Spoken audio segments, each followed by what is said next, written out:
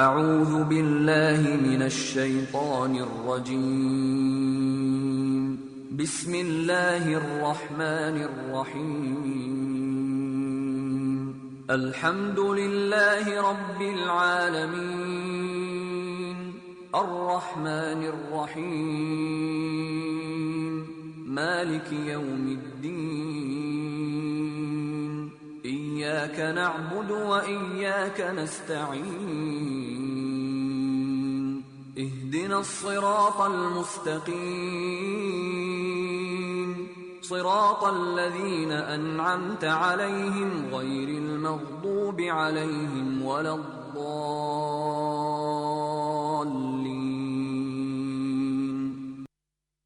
إن هذا القرآن يهدي للتي هي أقوم ويبشر المؤمنين الذين يعملون الصالحات أن لهم أجرا كبيرا. السلام علیکم ورحمۃ اللہ وبرکاتہ. امید ہے آپ سب خیریت سے ہوں گے. آج ہم اپنی سیریز کے 8ویں سیشن کا آغاز کر رہے ہیں اور آج ہم انشاءاللہ تعالی نبی اکرم صلی اللہ علیہ وسلم کی زوجہ محترمہ حضرت حفصہ رضی اللہ تعالی عنہا کے حوالے سے گفتگو کریں گے. نحمدہ ونصلی علی رسولہ الکریم اما بعد فاعوذ باللہ من الشیطان الرجیم بسم اللہ الرحمن الرحیم رب اشرح لی صدری ویسر لی امری واحلل عقدۃ من لسانی یفقہوا قولی رب زدنی علما. حضرت حفصہ رضی اللہ تعالی عنہا حضرت عمر رضی اللہ تعالی عنہ کی بیٹی تھیں. قریشیہ تھیں اور خاندان عدی سے تعلق رکھتی تھیں. بعثت نبوی سے 5 سال پہلے مکہ میں پیدا ہوئیں.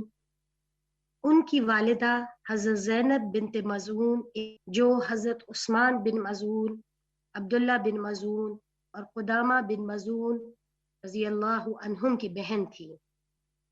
3 صحابہ حضرت حفصہ کے ماموں لگتے تھے اور حضرت عبداللہ بن عمر رضی اللہ تعالی عنہ حضرت حفصہ کے سگے بھائی تھے. حضرت حفصہ رضی اللہ تعالی عنہا اسم با مسمہ تھیں. وہ ایک نڈر شخصیت کی مالک تھیں. امینہ عمر الخیرات ان کے بارے میں لکھتی ہیں اسم حفصۃ یعنی الرحمہ وکیل مؤنث حفص وہو ولد الاسد. نام حفصہ یعنی مصری عقاب، اور یہ بھی کہا جاتا ہے کہ یہ حفص کی مؤنث ہے یعنی حفصہ. حفص کا مطلب ہے شیر کا بیٹا. تو حضرت حفصہ رضی اللہ تعالی عنہا حضرت عمر رضی اللہ تعالی عنہ جیسے دلیر شیر کی بیٹی تھی. حضرت حفصہ رضی اللہ تعالی عنہا کی زندگی کے ابتدائی حالات کے بارے میں ڈاکٹر محمد حسین مشاہد لکھتے ہیں کہ حضرت حفصہ حضرت عمر کی اولاد میں سب سے بڑی تھیں. حضرت حفصہ رضی اللہ تعالی عنہا کی پیدائش جس گھریلو ماحول میں ہوئی اس نے ان کے اخلاق و کردار اور طبیعت اور مزاج کو بہت نکھارا. ان کے اندر بے خوفی اور بے لوثی کوٹ کوٹ کر بھری ہوئی تھی. والد گرامی حضرت عمر بن خطاب رضی اللہ تعالی عنہ نے خصوصی طور پر ان کی تربیت فرمائی. انہیں اس زمانے کے اعتبار سے ضروری علوم اور فنون سکھائے. چونکہ حضرت عمر رضی اللہ تعالی عنہ خود ایک تعلیم یافتہ مدبر اور دانشور شخص تھے جن کو زمانہ جاہلیت میں سفارت کا عہدہ حاصل تھا. وہ قریش کے 17 پڑھے لکھے افراد میں سے ایک تھے. اس لحاظ سے بھی انہوں نے اپنی اولاد کی تربیت بڑی خوش اسلوبی سے فرمائی. یہی وجہ ہے کہ ام المومنین حضرت حفصہ رضی اللہ تعالی عنہا کے اندر صاف گوئی اور یک رنگی نمایاں تھی. جرت اور بے باکی آپ کے ایک ایک انداز سے ظاہر ہوتی تھی. حضرت حفصہ رضی اللہ تعالی عنہا کا پہلا نکاح حضرت خنیس بن حذیفہ رضی اللہ تعالی عنہ سے ہوا۔ بعثت کے بعد ابتدائی دور ہی میں دونوں نے اسلام قبول کر لیا اور بعد میں ہجرت کر کے مدینہ آ گئے۔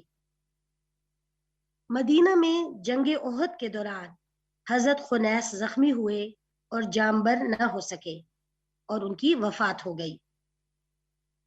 ان کی وفات کے بعد حضرت عمر فاروق رضی اللہ تعالی عنہ کو حضرت حفصہ کے نکاح ثانی کی فکر ہوئی، چنانچہ انہوں نے حضرت ابو بکر رضی اللہ تعالی عنہ کو حضرت حفصہ سے نکاح کر لینے کے لیے کہا، لیکن وہ خاموش رہے۔ یہ بات حضرت عمر کو پسند نہیں آئی۔ پھر وہ حضرت عثمان رضی اللہ تعالی عنہ کے پاس گئے۔ اسی زمانے میں حضرت رقیہ بنت رسول اللہ صلی اللہ علیہ وسلم جو کہ زوجہ عثمان رضی اللہ تعالی عنہ تھیں، ان کا انتقال ہوا تھا۔ حضرت عمر نے انہیں اپنی لخت جگر سے نکاح کر لینے کے لیے کہا، تو حضرت عثمان رضی اللہ تعالی عنہ نے فرمایا، میں ابھی نکاح نہیں کرنا چاہتا۔ اب حضرت عمر فاروق رضی اللہ تعالی عنہ رسول کریم صلی اللہ علیہ وسلم کی خدمت میں حاضر ہوئے اور تمام حالات بیان کیے۔ آپ صلی اللہ علیہ وسلم نے فرمایا، حفصہ کا نکاح ایسے شخص سے کیوں نہ ہو جائے جو ابو بکر اور عثمان دونوں سے بہتر ہے۔ اس طرح نبی اکرم صلی اللہ علیہ وسلم نے شعبان 3 ہجری میں حضرت حفصہ رضی اللہ تعالی عنہا سے نکاح کر لیا اور وہ خاندان نبوت کا حصہ بن کر ام المومنین بن گئی۔ حضرت حفصہ رضی اللہ تعالی عنہا کا ذکر قرآن مجید میں سورہ تحریم کی ابتدائی آیات کے ضمن میں آیا ہے۔ آیات سنتے ہیں۔ اعوذ باللہ من الشیطان الرجیم، بسم اللہ الرحمن الرحیم، یا ایہا النبی لم تحرم ما احل اللہ لک تبتغی مرضات ازواجک واللہ غفور رحیم، قد فرض اللہ لکم تحلة ایمانکم واللہ مولاکم وہو العلیم الحکیم، وَإِذْ أَسَرَّ النَّبِيُّ إِلَى بَعْضِ أَزْوَاجِهِ حَدِيثًا فَلَمَّا نَبَّأَتْ بِهِ وَأَظْهَرَهُ اللَّهُ عَلَيْهِ عَرَّفَ بَعْضَهُ وَأَعْرَضَ عَنْ بَعْضٍ، فَلَمَّا نَبَّأَهَا بِهِ قَالَتْ مَنْ أَنبَأَكَ هَذَا قَالَ نَبَّأَنِيَ الْعَلِيمُ الْخَبِيرُ، إِن تَتُوبَا إِلَى اللَّهِ فَقَدْ صَغَتْ قُلُوبُكُمَا وَإِن تَظَاهَرَا عَلَيْهِ فَإِنَّ اللَّهَ هُوَ مَوْلَاهُ وَجِبْرِيلُ وَصَالِحُ الْمُؤْمِنِينَ وَالْمَلَائِكَةُ بَعْدَ ذَلِكَ ظَهِيرٌ۔ اے نبی صلی اللہ علیہ وسلم، آپ اس چیز کو کیوں حرام قرار دیتے ہیں جو اللہ نے آپ کے لیے حلال کی؟ آپ اپنی بیویوں کی خوشی چاہتے ہیں؟ اللہ بہت معاف کرنے والا، رحم فرمانے والا ہے۔ اللہ نے تم لوگوں کے لیے تمہاری قسموں کو حلال کرنے کا طریقہ مقرر کر دیا۔ اللہ تمہارا مولا ہے اور وہ سب کچھ جاننے والا اور حکمت والا ہے۔ نبی نے اپنی ایک بیوی سے ایک بات راز میں کہی، جب اس بیوی نے وہ بات آپ کی دوسری بیوی سے بیان کر دی، اللہ نے نبی کو اس کی اطلاع دی تو نبی نے اس پر ایک حد تک اس بیوی کو خبردار کیا اور کسی حد تک اس سے درگزر فرمایا۔ پھر جب نبی نے اسے افشائے راز کی یہ بات بتائی تو اس نے پوچھا، آپ کو اس کی کس چیز نے خبر دی؟ نبی نے فرمایا، مجھے اس نے خبر دی ہے جو سب کچھ جاننے والا، خبر رکھنے والا ہے۔ اگر تم دونوں اللہ سے توبہ کرتی ہو تو یہ تمہارے لیے بہتر ہے، کیونکہ تمہارے دل سیدھی راہ سے ہٹ گئے، اور اگر نبی کے مقابلے میں تم نے جتھا بندی کی تو جان لو کہ اللہ اس کا مولا ہے، اور اس کے بعد جبرائیل اور تمام صالح اہل ایمان اور سب ملائکہ اس کے ساتھی اور مددگار ہیں۔ یہ آیات سورت التحریم کی ابتدائی 4 آیات ہیں۔ ان آیات میں دراصل ایک خاص واقعے کی طرف اشارہ ہے، اور اس سورت کی پہلی آیت میں ازواج کا سے مراد مفسرین نے بیان کیا ہے کہ حضرت عائشہ رضی اللہ تعالی عنہا اور حضرت حفصہ رضی اللہ تعالی عنہا ہیں۔ صحیح بخاری میں اس واقعے کی جو تفصیل ملتی ہے اس میں حضرت عائشہ رضی اللہ تعالی عنہا سے جو روایت ہے وہ کچھ یوں ہے۔ نبی اکرم صلی اللہ علیہ وسلم حضرت زینب بنت جہش کے پاس ٹھہرتے اور ان کے ہاں شہد نوش کرتے تھے۔ میں نے اور حفصہ نے باہم مشورہ کیا کہ ہم میں سے جس کے پاس بھی نبی صلی اللہ علیہ وسلم تشریف لائیں وہ آپ سے کہے کہ آپ سے مغافیر کی بو آتی ہے، کیا آپ نے مغافیر کھایا ہے؟ چنانچہ آپ صلی اللہ علیہ وسلم دونوں میں ہر ایک کے پاس جب تشریف لے گئے تو انہوں نے آپ سے یہی بات کہی، یعنی حضرت عائشہ نے بھی یہی کہا اور حضرت حفصہ نے بھی یہی کہا۔ آپ صلی اللہ علیہ وسلم نے فرمایا، کوئی بات نہیں، میں نے زینب بنت جہش کے ہاں شہد پیا ہے، اب دوبارہ نہیں پیوں گا۔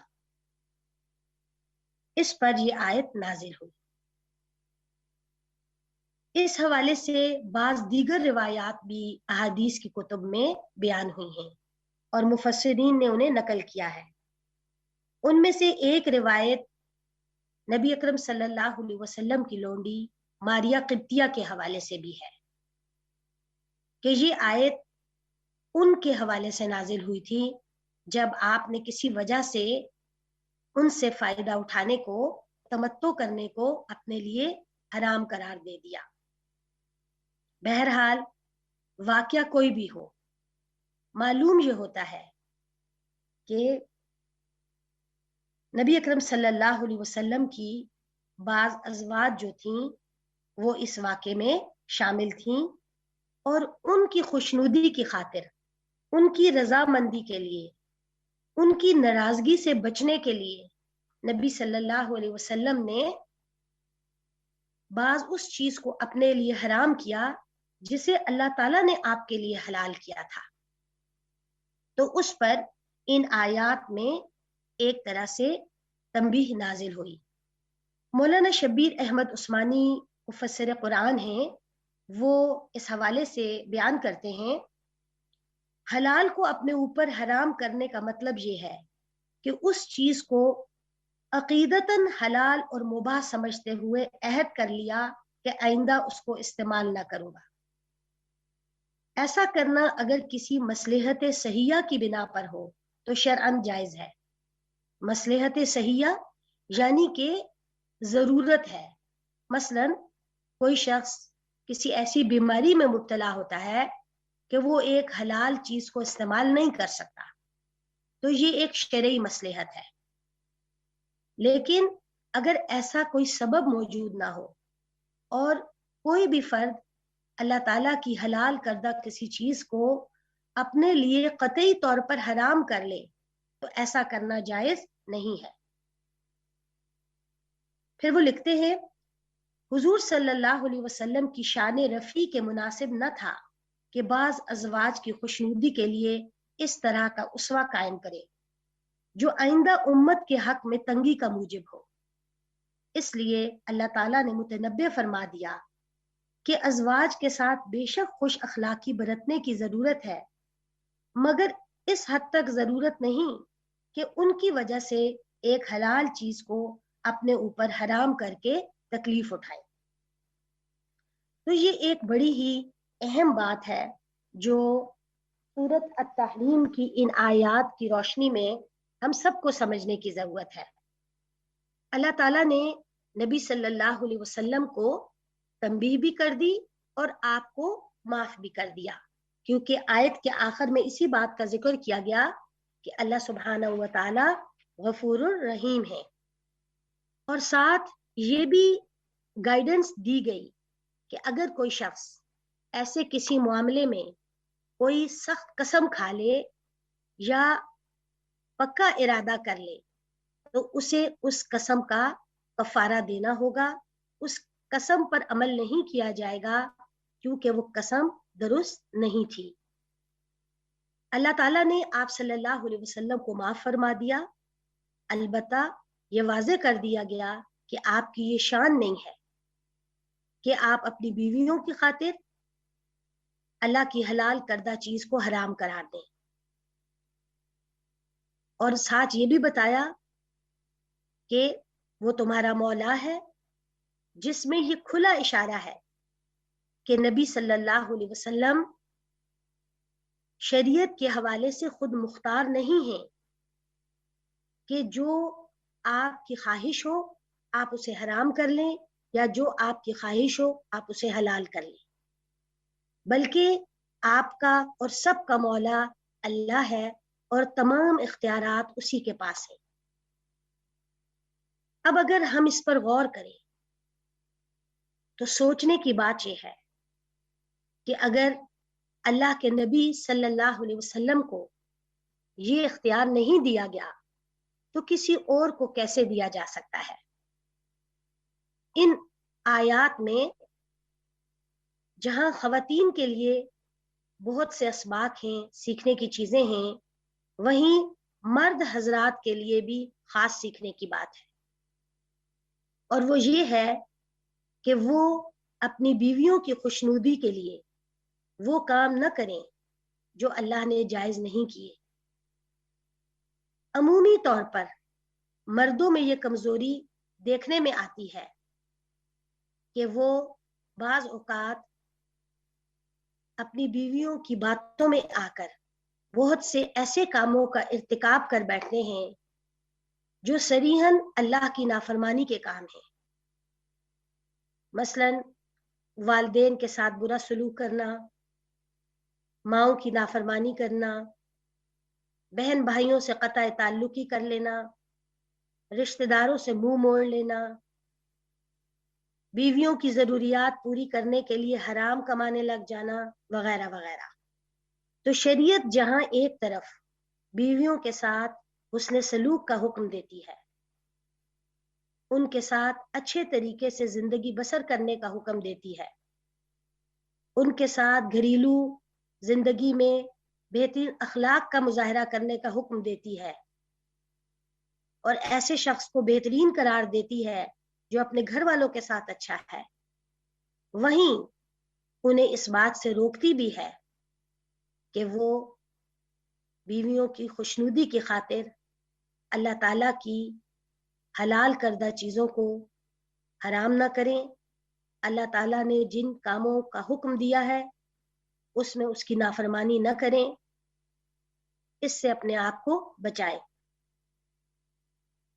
اور ساتھ ہی یہ وضاحت بھی کر دی گئی آیت میں کہ اگر کسی سے بھی اس طرح کے کسی چیز کا ارتکاب ہو جاتا ہے اور وہ اس غلط کام کو کرنے کا پختہ ارادہ کر لیتا ہے یا اس پر قسم کھا لیتا ہے تو اس سے نکلنے کا طریقہ یہ ہے کہ اس غلط کام کو چھوڑ دے اور قسم کا کفارہ ادا کر دے۔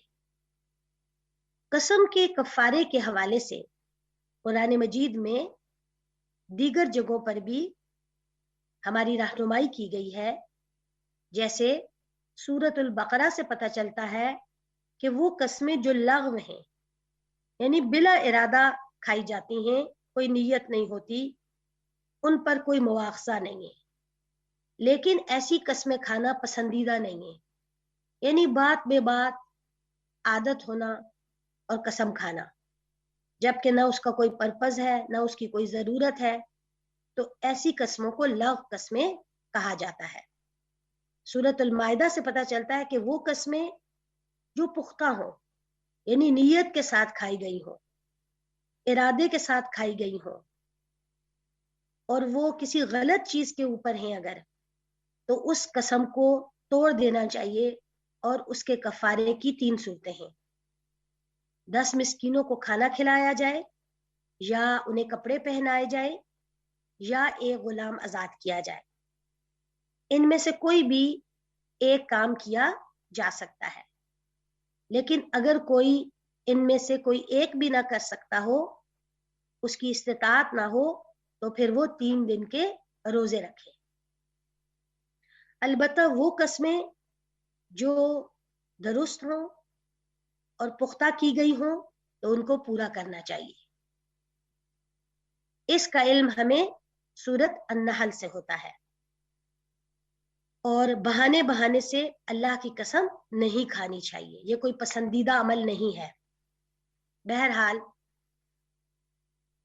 इस वाक़े में मजीद जो बात समझ में आती है आयात की रोशनी में, वो ये थी कि नबी सल्लल्लाहु अलैहि वसल्लम ने जब आइंदा शहद न खाने की कसम खाई, और ये बात आपने अपनी किसी एक बीवी को बता दी और उनसे ये कहा कि वो आगे इसको बयान न करे, यानी उन्हें राज रखने को कहा।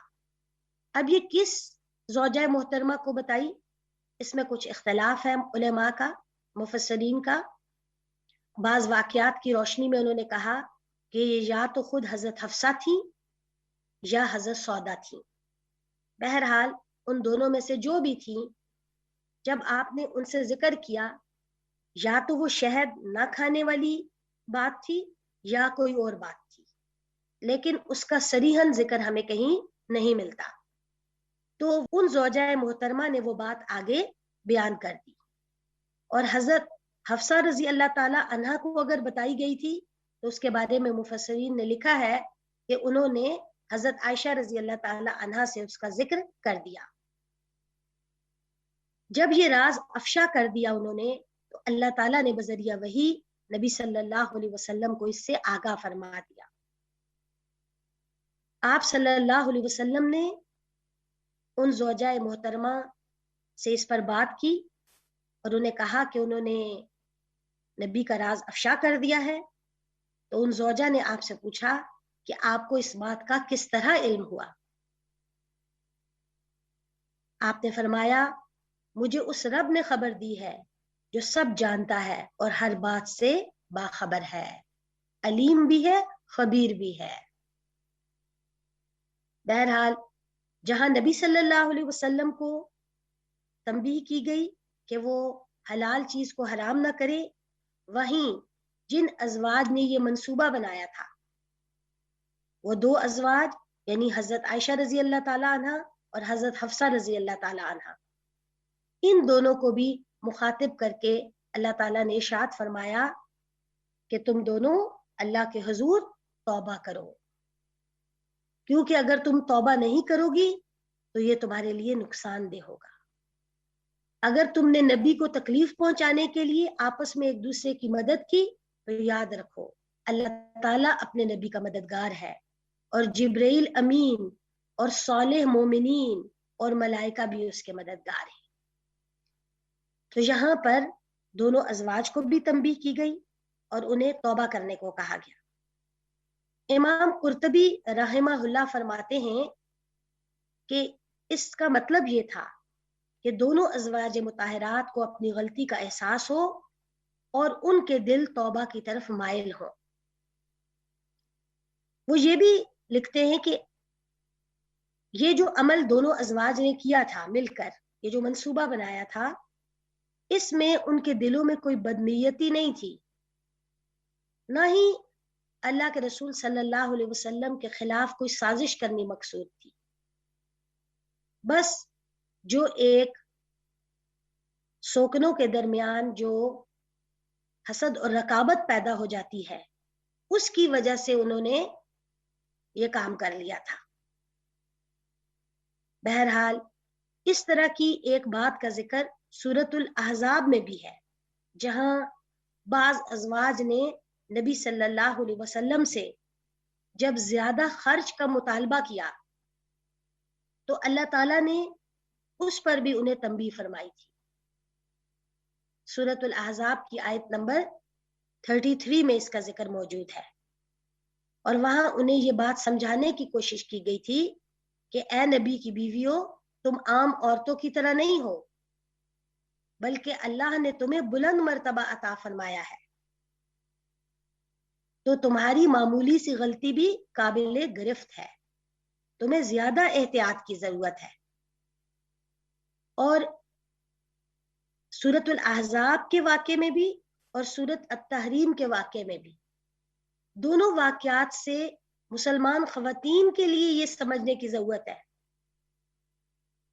اور خاص طور پر وہ مسلمان خواتین جن کو اللہ تعالیٰ نے دین کی سمجھ دی ہو، دین کا فہم دیا ہو، کہ ان کی ذمہ داری مزید بڑھ جاتی ہے، اور انہیں اپنے چھوٹے سے چھوٹے عمل کے حوالے سے بھی محتاط رہنے کی ضرورت ہے، کیونکہ ان کو دیکھ کر بہت سے لوگ عمل کر رہے ہوتے ہیں، تو ان کی غلطی بعض اوقات اس غلطی کو ملٹی پلائی کرنے کا سبب بن جاتی ہے۔ شہد کے بارے میں جو راز افشا کرنے والی بات ہوئی، یہ بظاہر ایک چھوٹا سا معمولی سا واقعہ نظر آتا ہے، لیکن اگر اس کی حقیقت اور اس کے نتائج پر غور کیا جائے تو یہ بڑا واقعہ تھا۔ اسی لیے اللہ تعالیٰ نے اس کا مواخذہ کرتے ہوئے آیات نازل فرمائیں، کیونکہ اللہ کے نبی صرف اپنی بیویوں کے شوہر ہی نہیں تھے، بلکہ پوری امت کے نبی اور رہنما بھی تھے۔ اگر نبی کی ازواج آپ کے بتائے ہوئے راز کی حفاظت نہ کر سکیں تو پھر دوسروں پر کتنا بھروسہ کیا جا سکتا ہے؟ اس لیے انہیں توبہ کرنے کا بھی حکم دیا گیا، اور ساتھ آئندہ کسی ایسی حرکت سے روکا بھی گیا۔ تو بہرحال اس واقعے سے ہمیں یہ بات معلوم ہو گئی، ایک تو یہ کہ حلال چیزوں کو حرام نہ کیا جائے، اور دوسرے جو ضروری قسم کے راز ہوں ان کو افشا نہیں کرنا چاہیے۔ حضرت حفصہ رضی اللہ تعالی عنہا کے حوالے سے چونکہ ہم بات کر رہے ہیں، تو یہ جو واقعہ تھا جس میں حضرت عائشہ بھی ان کے ساتھ شامل ہوئیں، یہ واقعہ بعض ازواج مطہرات کے ساتھ فطری رقابت کے نتیجے میں پیش آیا۔ تو خواتین کے اندر عموماً اس طرح کی فطری رقابت پائی جاتی ہے۔ ایک اور موقع پر نبی اکرم صلی اللہ علیہ وسلم کو حضرت صفیہ رضی اللہ تعالی عنہا کی طرف مائل دیکھ کر حضرت حفصہ رضی اللہ تعالی عنہا نے ان کے لیے صفیہ بنت یہودی کے الفاظ استعمال کیے، جس کی شکایت حضرت صفیہ نے روتے ہوئے نبی صلی اللہ علیہ وسلم کو لگائی۔ اس پر آپ صلی اللہ علیہ وسلم نے انہیں ان الفاظ کے ساتھ تسلی دی، اِنَّكِ لَإِبْنَةُ نَبِيٍّ وَإِنَّ أَمَّكِ لَنَبِيٌّ وَإِنَّكِ لَتَحْتَ نَبِيٍّ فَفِيمَ تَفْخَرُ عَلَيْكِ ثُمَّ قَالَ اتَّقِ اللَّهَ يَا حَفْصَةُ۔ آپ نے کہا حضرت صفیہ سے، تم ایک نبی کی بیٹی ہو اور تمہارے چچا بھی نبی ہیں، اور تم ایک نبی کے نکاح میں ہو، تو وہ کس بات میں تم پر فخر کر رہی ہیں؟ پھر آپ نے فرمایا، اے حفصہ، اللہ سے ڈرو۔ تو حضرت حفصہ رضی اللہ تعالی عنہا مزاج کے اعتبار سے تھوڑے سے تیز مزاج کی مالک تھیں، لیکن ان کے اندر باقی ایسی بہت سی خوبیاں موجود تھیں جس کی وجہ سے نبی اکرم صلی اللہ علیہ وسلم نے انہیں اپنی زوجیت میں لیا۔ بعض روایات سے یہ بھی معلوم ہوتا ہے کہ آپ صلی اللہ علیہ وسلم نے ایک موقع پر انہیں ایک طلاق دے دی، لیکن حضرت جبرائیل علیہ السلام نے آ کر آپ کو ان سے رجوع کرنے کو کہا۔ حضرت قیس بن زید رضی اللہ تعالی عنہ سے روایت ہے کہ ان رسول اللہ صلی اللہ علیہ وسلم طلقها تطلیقہ ثم ارتجعها وذلك ان جبرائیل قال له ارجع حفصة فإنها صوامة قوامة وإنها زوجتك وفي الجنة۔ حضرت قیس بن زید بیان کرتے ہیں کہ رسول اللہ صلی اللہ علیہ وسلم نے حضرت حفصہ رضی اللہ تعالی عنہا کو ایک مرتبہ طلاق دی، پھر رجوع فرما لیا، اور اس کی وجہ یہ تھی کہ حضرت جبرائیل علیہ السلام نے آپ سے کہا کہ آپ حفصہ سے رجوع کر لیں، اس لیے کہ وہ بہت روزہ رکھنے والی اور بہت نماز پڑھنے والی ہیں، اور وہ جنت میں بھی آپ کی زوجہ ہوں گی۔ اس حدیث مبارکہ کی تشریح میں مولانا منظور نعمانی لکھتے ہیں، اللہ تعالیٰ کے یہاں حضرت حفصہ کی قدر و منزلت اور مقبولیت و محبوبیت کا اندازہ کرنے کے لیے یہ روایت بالکل کافی ہے۔ رسول اللہ صلی اللہ علیہ وسلم نے جب کسی وجہ سے ان کو طلاق دے دی تو اللہ نے نہ صرف حضرت جبرائیل کے ذریعے آپ کو رجوع کرنے کا حکم بھیجا، بلکہ حضرت حفصہ کی سیرت و کردار کے بارے میں یہ سند اور یہ شہادت بھی عطا فرمائی کہ وہ دن کو کثرت سے روزہ رکھتی ہیں اور رات کو اللہ کی بارگاہ میں کھڑے ہو کر نمازیں پڑھتی ہیں، اور یہی نہیں بلکہ اس سے آگے بڑھ کر یہ خوشخبری بھی سنائی کہ جنت میں بھی ان کے لیے رسول اللہ صلی اللہ علیہ وسلم کی زوجیت کا شرف مقدر ہو چکا ہے۔ یہ بات تحقیقی طور پر معلوم نہیں ہو سکی کہ طلاق کے اس واقعے کا اصل سبب کیا تھا، البتہ یہ بات بالکل واضح ہے کہ طلاق اور رجوع ان دونوں کے سلسلے کا یہ واقعہ جو رسول اللہ صلی اللہ علیہ وسلم کے گھر میں پیش آیا، اسی سے امت کو طلاق اور رجوع کا صحیح اور مسنون طریقہ عملی طور پر معلوم ہوا۔ ہو سکتا ہے اس واقعے کے پیش آنے کی ایک حکمت اس طریقے کی تعلیم بھی ہو۔ اس کے علاوہ اس واقعے کی برکت سے یہ بھی معلوم ہو گیا کہ اللہ کی نگاہ میں حضرت حفصہ کا کتنا بلند مقام ہے، اور ان کے وہ خاص اوصاف بھی معلوم ہوئے جو ان کے جنتی ہونے کا سبب بنے۔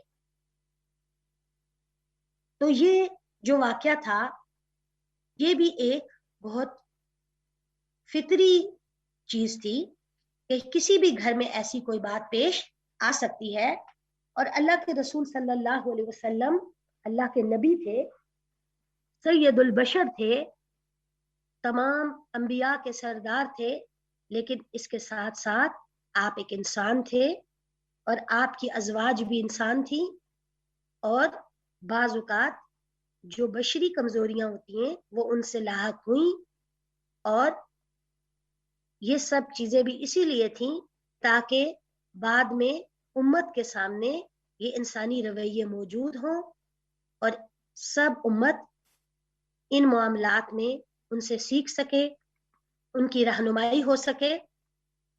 حضرت حفصہ رضی اللہ تعالی عنہا ان چند خواتین میں سے تھیں جو لکھنا پڑھنا جانتی تھیں، کیونکہ رسول اکرم صلی اللہ علیہ وسلم نے حضرت حفصہ کی تعلیم کا خصوصی انتظام فرمایا تھا۔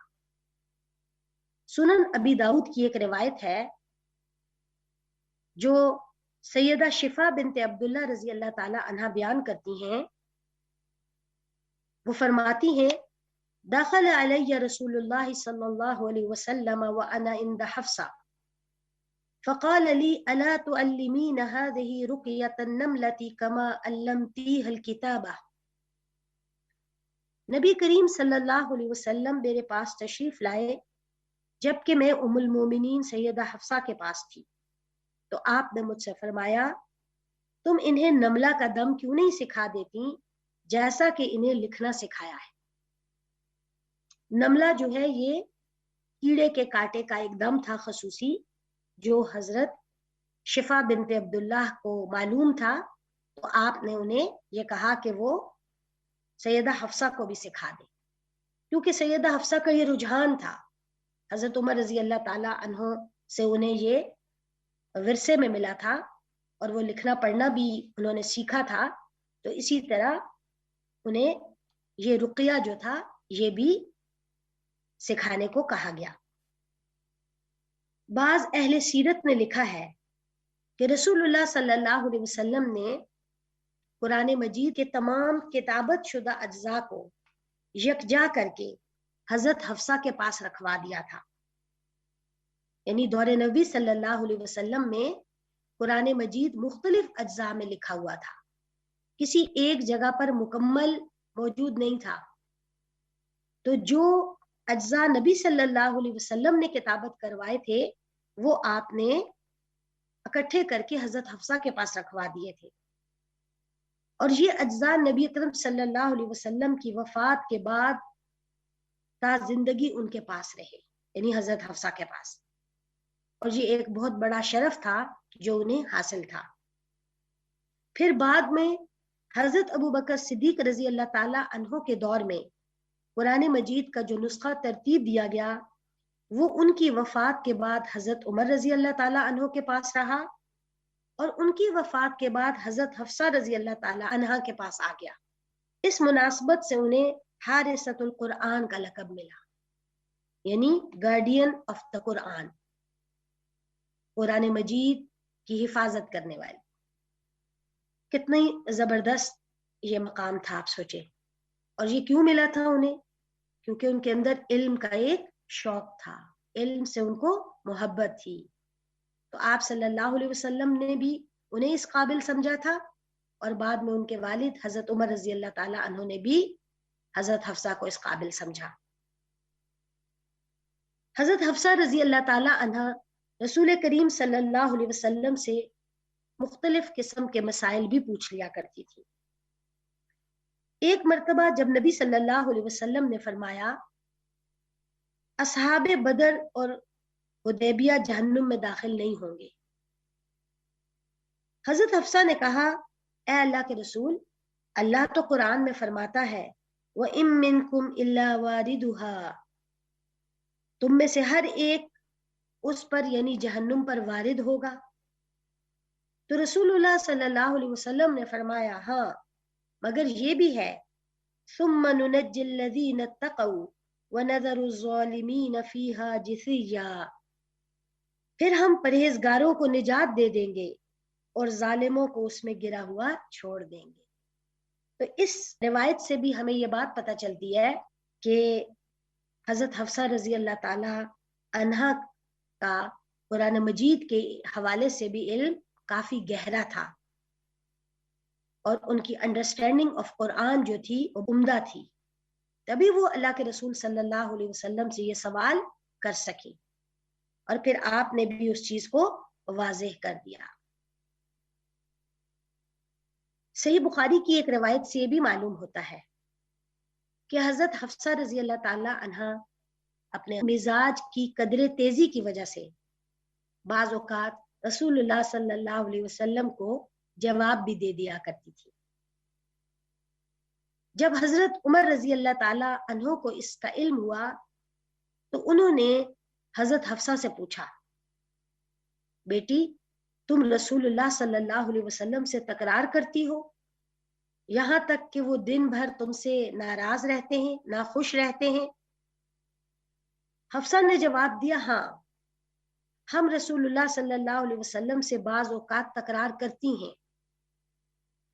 मैंने कहा, तुम्हें मालूम होना चाहिए कि मैं तुम्हें अल्लाह और उसके रसूल की नाराजगी से खबरदार करता हूँ। ए बेटी, तुम उस खातून की वजह से धोखे में ना आना जिन्हें अपने हुस्न पर नाज है, और वो रसूलुल्लाह सल्लल्लाहु अलैहि वसल्लम को बहुत प्यारी भी हैं। उनका इशारा हजरत आयशा की तरफ था। तो यहाँ पर भी हम देखते हैं कि हजरत हफ्सा रजी अल्लाह ताला अन्हा आपके मिजाज की वजह से जो वो नबी सल्लल्लाहु अलैहि वसल्लम से बाज़ औक़ात आर्ग्यू कर लेती थीं उसका जिक्र है।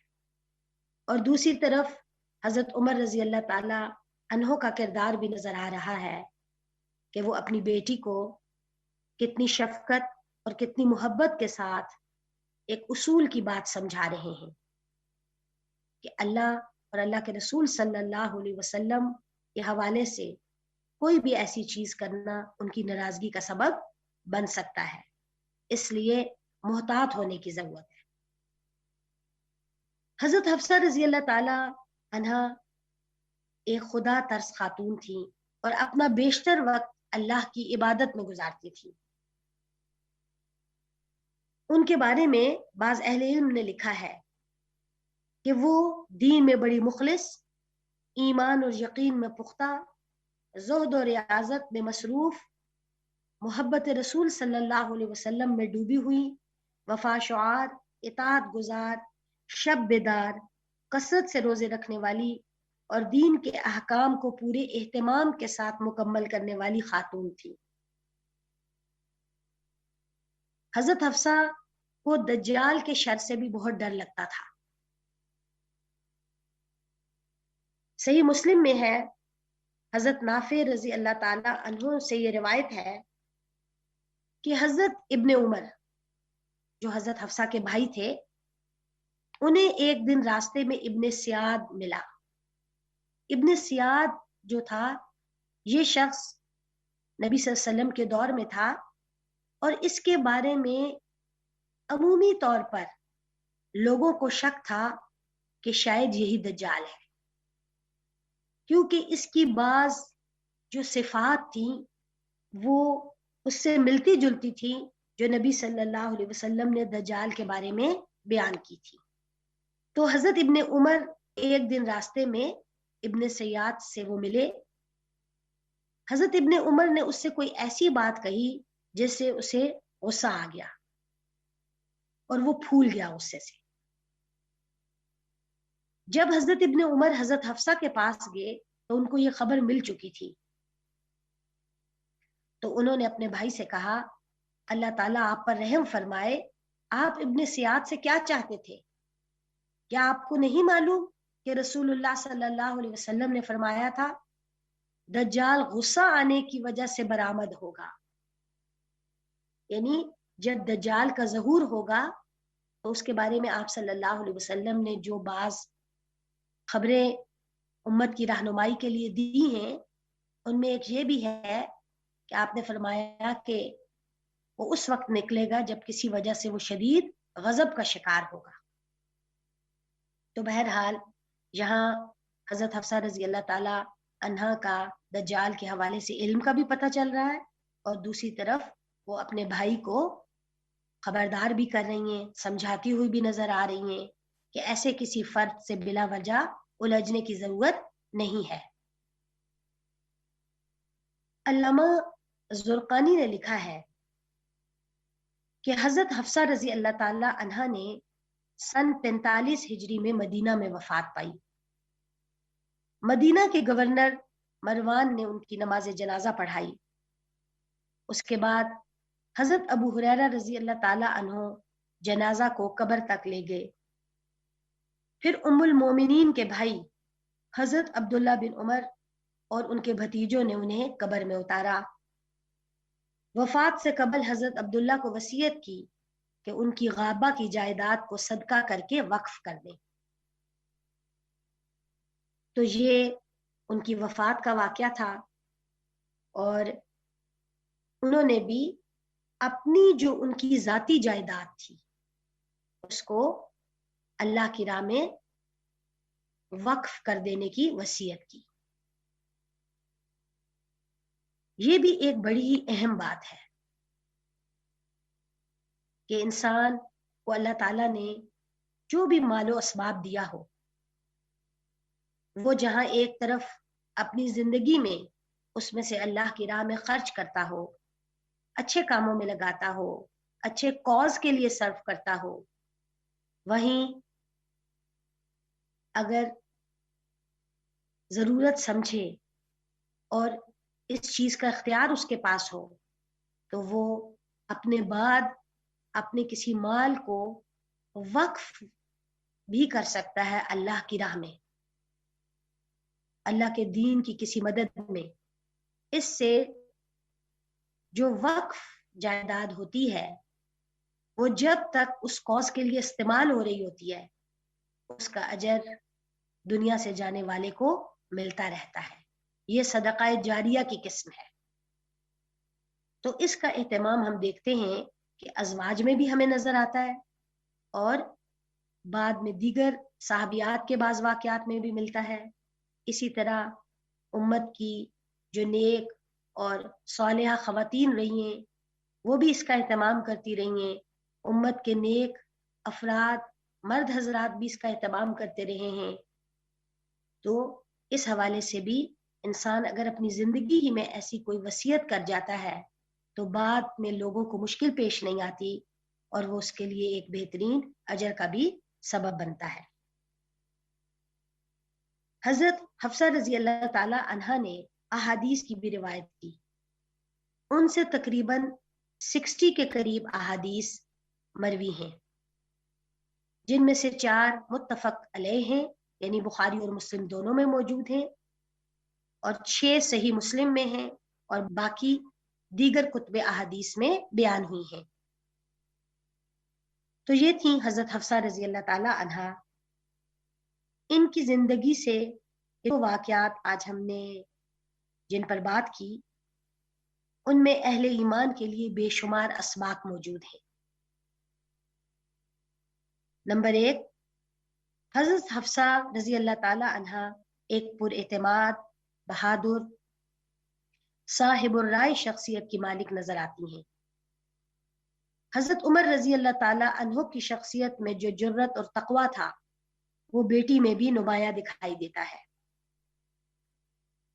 دوسری چیز، حضرت حفصہ کا صوامہ اور قوامہ ہونا ایسی خصوصیات ہیں جو اللہ کی متقی بندیوں ہی میں جمع ہو سکتی ہیں. مصروفیات زندگی کے باوجود اللہ کی عبادت اور اس کو راضی رکھنے کے لیے عمل کرنا بہت اہم ہے، کیونکہ بہرحال انسان اسی مقصد کے لیے دنیا میں پیدا کیا گیا ہے.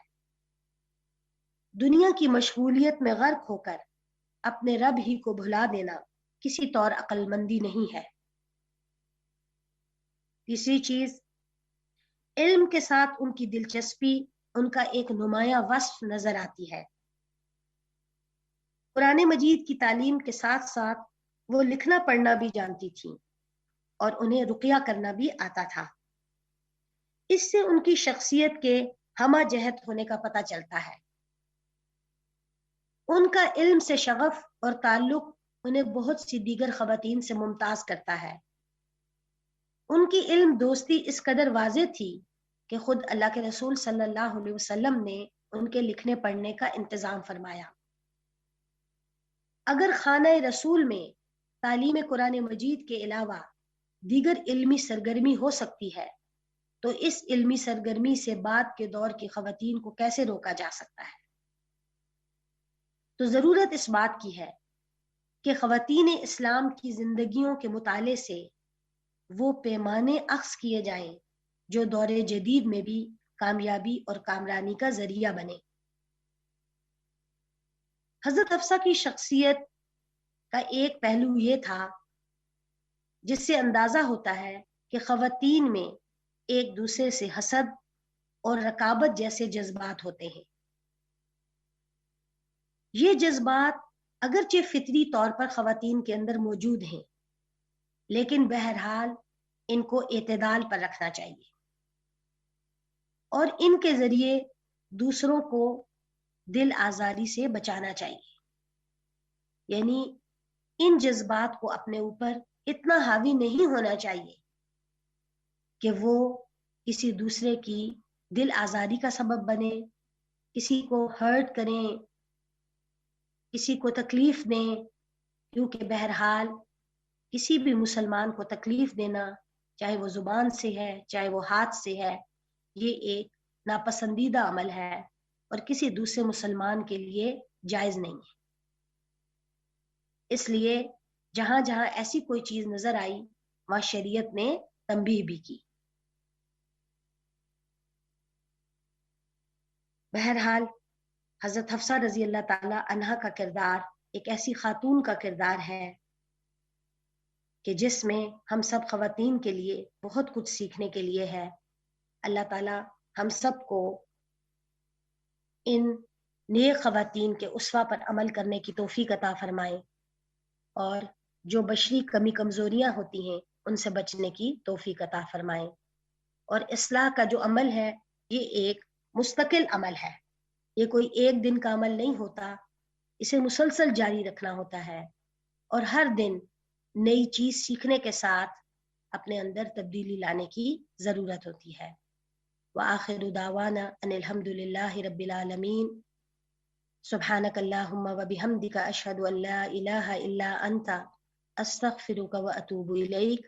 السلام علیکم ورحمۃ اللہ وبرکاتہ۔ تلاوت سنتے ہیں۔ اعوذ باللہ من الشیطان الرجیم، بسم اللہ الرحمن الرحیم۔ یا ایہا النبی لم تحرم ما احل اللہ لک تبتغی مرضات ازواجک واللہ غفور رحیم۔ قد فرض اللہ لکم تحلة ایمانکم واللہ مولاکم وهو العلیم الحکیم۔ وَإِذْ أَسَرَّ النَّبِيُّ إِلَى بَعْضِ أَزْوَاجِهِ حَدِيثًا فَلَمَّا نَبَّأَتْ بِهِ وَأَظْهَرَهُ اللَّهُ عَلَيْهِ عَرَّفَ بَعْضَهُ وَأَعْرَضَ عَن بَعْضٍ فَلَمَّا نَبَّأَهَا بِهِ قَالَتْ مَنْ أَنبَأَكَ هَذَا قَالَ نَبَّأَنِيَ الْعَلِيمُ الْخَبِيرُ۔ إن تتوبا إلى الله فقد صغت قلوبكما وإن تظاهرا عليه فإن الله هو مولاه وجبريل وصالح المؤمنين والملائكة بعد ذلك ظهير۔